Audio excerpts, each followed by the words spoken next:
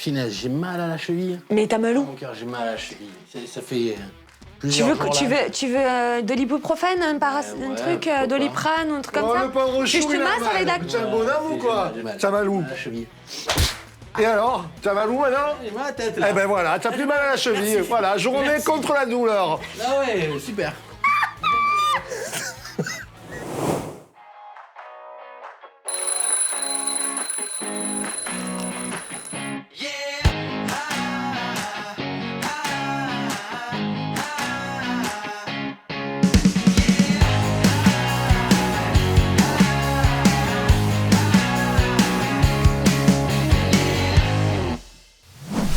Jesus Coffee, bon matin! Ah bah alors là, l'équipe est terrible. Ah oui. Vous pouvez pas voir, mais ça part sur un décompte avec des licornes, des tartiflettes, des Et n'importe des éclairs quoi. au chocolat. Et l'introduction sur la journée contre la douleur qui a été assez fantastique. Oui, on a bien ri. Ah oui, on a bien ri. On a bien ri. J'espère que vous allez bien. Alors, Oui, j'espère que vous allez bien. On est lundi 18. Voilà, on a passé un super week-end. on n'est pas libre de faire ce qu'on veut. En fait, les Nuggets nous ont dit qu'on a trop dit les brosses Ouais, à dents, ouais. les tasses à café, On n'a plus le droit de le les dire. volants, donc on peut plus le dire. Bon Mais on pense matin. quand même à vous parce que je suis sûre que vous êtes en train de vous brosser les dents. Ouais, vous êtes en train de exactement. tortiller. Donc chut, ils sont là. J'ai pas entendu quoi? Non, rien. Donc bon matin. Bon matin à vous. Bon matin. Bon matin, c'est l'équipe, c'est la matinale.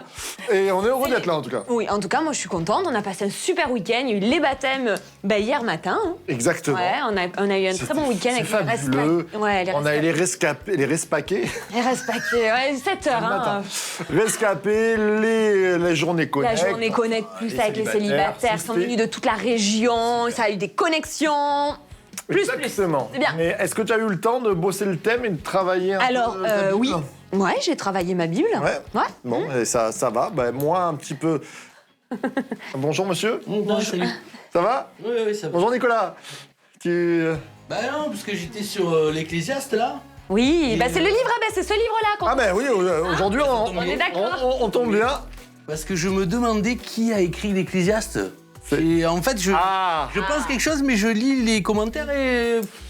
C'est pas sûr, Eh ben, on me dit. c'est Dans l'Ecclésiaste. le micro, dans l'oreillette.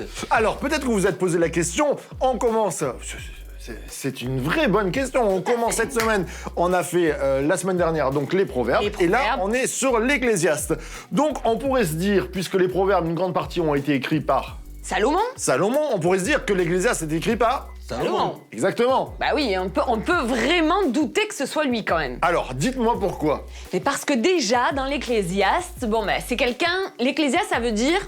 le prédicateur. Le maître, celui Donc, qui rassemble. Celui qui rassemble. Voilà. C'était déjà quelqu'un qui parlait au peuple avec une certaine autorité. C'était quelqu'un qui était roi sur Jérusalem. Oui. C'était aussi quelqu'un dont on parlait de la sagesse, qui était particulier. Il en parle beaucoup dans l'Ecclésiaste, de la sagesse. Fils de... Et il est fils de David. Fils de David. Donc on pourrait vraiment se dire que, surtout qu'il y a beaucoup de passages sur la sagesse dans ce livre-là, que bah, pour moi, c'est Salomon qui l'a écrit. Et toi, Nicolas, alors? Ben ouais, je pense pareil. Je pense comme Alex, la femme. Non, parce qu'il y a quand même la tradition juive qui le donne. Ah Comme... Là, tu me sors un argument de poids. Ah, voilà, parce que si on se met toute la tradition juive sur le dos, on est bon. Quand même. C'est Il y a ça. le Cantique des Cantiques, qui aurait été écrit par Salomon au début de sa vie. Oui. Oui, dans Les sa proverbes. jeunesse. On en parlera la semaine Et prochaine. à la fin, l'Ecclésiaste, ça me semble pour moi une continuité assez logique. Oui, et l'Ecclésiaste aurait été écrit du coup vers la fin de sa vie. Ouais. Donc, dans un moment de gaieté très affaibli. Alors, Donc il a perdu la joie. j'aime bien être un peu pimenté, picoté. Alors, je peux me permettre de dire peut-être que ce n'est pas Salomon qui a écrit grande dame, que je ne sois pas lapidé et expulsé. On va appeler Mais- tous les rabbins de France. et toutes les assemblées de Dieu de Les France. assemblées de Dieu de France. Pourquoi je peux me permettre? Parce que la Bible ne dit pas c'est Salomon. Jamais il n'est dit moi Salomon. Il dit moi Coëlette, enfin moi l'Ecclésiaste, L'Ecclésiaste. Ecclésiaste, Coëlette c'est en hébreu, Prédicateur. excusez-moi. Et donc on y voit forcément, c'est un homme qui a été roi ou qui est roi. C'est un homme qui se reconnaît comme sage, en tout cas qui a eu de la sagesse, c'est-à-dire qui a étudié. Il a beaucoup étudié. Il est riche. Il est dans une période où on sent que Jérusalem a été riche aussi et il règne sur Jérusalem. Ces 4 points, on peut mettre Salomon. Moi, ça me dérange pas qu'on mette Salomon, même ça va bien. On peut aussi, certains autres vont dire, peut-être qu'on peut mettre d'autres personnes, alors on sait pas qui, mais en tout cas, il faut qu'il soit roi, il faut qu'il soit de la descendance de David. Il y a eu beaucoup de rois. Alors moi, j'ai une petite option, si je peux me permettre. Pourquoi je vais vous le dire? Parce que à un moment donné, il le dit plusieurs fois, l'Ecclésiaste va dire « j'ai eu plus de sagesse et j'ai eu plus de richesse et j'ai fait plus de choses que tous ceux qui m'ont précédé, qui ont régné sur Jérusalem ». Et là, ça me pose un problème parce qu'on dirait qu'il y en a beaucoup. Et si c'est Salomon, il n'y en a qu'un qui a régné avant lui, c'est notre cher David, puisque Saül n'était pas sur Jérusalem. Donc il y a cette petite option-là. Et il y a une option aussi où, quand vous lisez un peu l'Ecclésiaste, on dirait qu'il ne règne plus. Et donc je pense, je peux me tromper, mais je vois aussi Osias qui a régné, donc qui est descendant de David. Quand on était descendant de David, on disait fils de David. Il a régné 52 ans et il a été maudit. C'est-à-dire qu'au bout de sa 50 ans, dans ses vieilles années de règne, il s'est pris pour presque Dieu et il est allé toucher l'autel. Et quand il a touché l'autel, il nous a dit qu'il a eu la lèpre et qu'il a été dégagé de ses fonctions. C'est son fils qui a pris sa place. Et j'y vois quelqu'un un petit peu comme qui pourrait dire « j'ai été grand ». Il faut savoir que sur Osias, ça a été le moment le plus faste niveau richesse, avec Salomon aussi. En 52 ans, il a pu étudier, il est descendant de David et il est un peu dégoûté de la vie. Et j'y vois quelqu'un quand même qui est bien déprimé. Bien que Salomon a pas très bien fini sa vie non plus. Voilà, j'ai fait ma petite exposé, on n'est pas toujours d'accord. Et en fait, c'est pas qu'on n'est pas d'accord, c'est que j'aime bien aussi mettre un peu du piment et qu'on puisse rechercher. Mais c'est Salomon. Non, mais c'est Salomon, parce Salomon, que qui est le personnage le plus sage de l'Ancien Testament? C'est vrai, il est reconnu. Dans ton plaidoyer, il y a en même temps la réponse. Il dit pas qu'il est le plus sage. Hein. Non, mais enfin, c'est grâce à la sagesse, tout ça, qu'il a sondé par la sagesse. C'est vrai. Quand on parle de sagesse dans l'Ancien Testament, Oui, pas souvent. Osias. On pense à Salomon. Ah, je suis d'accord. Alors, tout à fait. Et puis, quand même, ça... Il a un grand nombre de femmes, bon, Osias... La sagesse, la vanité des plaisirs, la sagesse humaine... Ce que j'aimerais dire, Nicolas, pour terminer sur ce point-là, si on n'y met pas de nom, c'est peut-être aussi une volonté de Dieu. Comme l'épître aux Hébreux, on ne sait pas. Et je dis souvent, c'est l'épître écrit par le Saint-Esprit. Eh bien là, peut-être qu'on peut mettre notre nom aussi. Exactement. Parce qu'on se sent toujours plus sage que les autres. Et on peut y voir aussi cette option-là. Oui. Moi, je pense que c'est un livre qu'on peut vraiment s'approprier aujourd'hui. C'est voilà, on peut se dire, si on doit le lire, en gros, ça parle de quoi, l'Ecclésiaste? C'est quelqu'un qui a perdu la joie, qui a eu plein de choses dans sa vie, etc. Et qui, à un moment donné, a commencé à se dire, mais à quoi ça sert? À quoi ça sert que j'ai eu tout ça? À quoi ça sert que j'ai eu tant de richesses? À quoi ça sert que je vive aujourd'hui?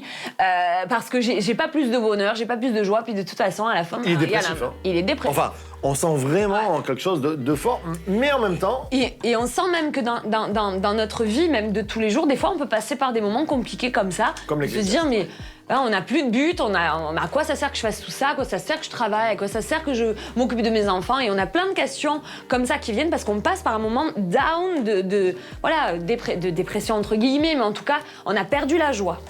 C'est vrai. Mais ce que disait Marc est vrai, en fait. On peut remplacer l'Ecclésiaste par n'importe quel nom. Ouais. Moi, on en parlait avec ma femme ce matin-là.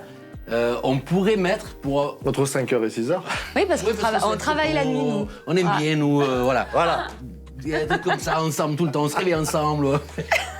Non, mais si on veut qu'il parle même à des gens qui ne savent pas qui est l'Ecclésiaste, et admettons que ça ne soit pas Salomon, on pourrait dire Steve Jobs. Regarde, je veux dire, si tu mets parole de Steve Jobs, on enlève fils de David, roi de Jérusalem, ok. Vanité des vanités, dit Steve Jobs. La vanité des vanités, tout est vanité, et je veux dire, ça prend son sens. Quand on voit la vie aussi c'est pour ça qu'on pourrait mettre notre vie à nous. Mais je trouve que celle-là, pour avoir un peu suivi, pas qu'on est fan d'Apple, mais on s'intéresse tous à cette marque-là. Et quand on voit la vie de Steve Jobs, Ça me fait penser quand même à l'Ecclésiaste, il a tout eu. On peut dire qu'il a tout vécu. Steve Jobs, c'est quand même quelqu'un qui a vraiment eu beaucoup de joie. C'est très intéressant ce que tu dis parce que j'ai lu quelque chose. Je crois qu'il, peut-être je me trompe, mais je pense qu'il a dit quelque chose comme j'échangerai toute ma vie. Ouais. Ah, c'est ça. Tu connais le. En fait, c'est pour ça que je. Voilà. Il y avait ce regret-là, et qu'on peut, en lisant l'Ecclésiaste, ce regret-là de ne pas avoir focalisé sur les bonnes choses, même s'il a vécu beaucoup de choses qui étaient bonnes. Où ça a pu lui procurer de la joie. Le gars s'est retrouvé quand même seul devant la fatalité. C'est-à-dire qu'on meurt tous. Et je trouve que, il a réussi sa vie. Si on le regarde juste comme ça, il a réussi sa vie. Mais quand lui fait un constat de sa vie, il a raté sa vie. Tu te rappelles de la phrase qu'il dit ? Je crois, je donnerai tous ces moments de gloire pour un repas avec ma fille ou un voilà. Il y avait un truc, en fait, on sentait dans cette phrase. C'est vrai, je ne me rappelle plus parce qu'il aurait fallu la noter. Mais ça tournait vers ça, en fait, et il échangerait tout. En vrai, il échangerait tout pour avoir même un peu plus de temps avec sa famille. Je trouve que l'Ecclésiaste, ça y ressemble. Ça nous fait réfléchir quand même à quelles sont nos priorités. Bon, on est bon ce matin, attention. Les priorités de nos vies, même des fois en tant que pasteur, c'est bête, mais on construit, c'est Jésus qui construit l'Église, mais on est co-ouvrier, donc on se bat sur des visions. Et puis, des fois, je réfléchis à ces grands hommes, même à nos pasteurs avant, des fois, ils se sont donné du mal, tout ça. Et qu'est-ce qui va rester à la fin ? À la fin, on finit tous, malgré tout, si Dieu nous prête vie, sans trop de force, entourés de ceux qu'on a pris soin, ou pas.